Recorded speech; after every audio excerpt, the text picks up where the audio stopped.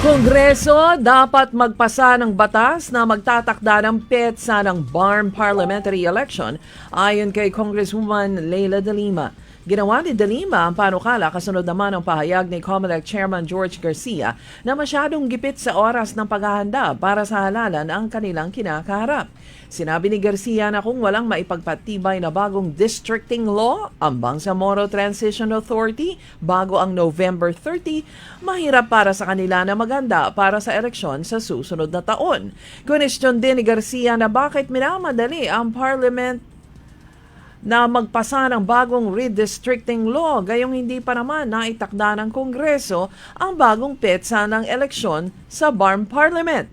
Sakaling matuloy ang halalan bago ang March 31, 2026, sinabi ni Garcia na ito ang pinakamaiksing preparasyon na kanilang gagawin sa kasaysayan ng COMELEC.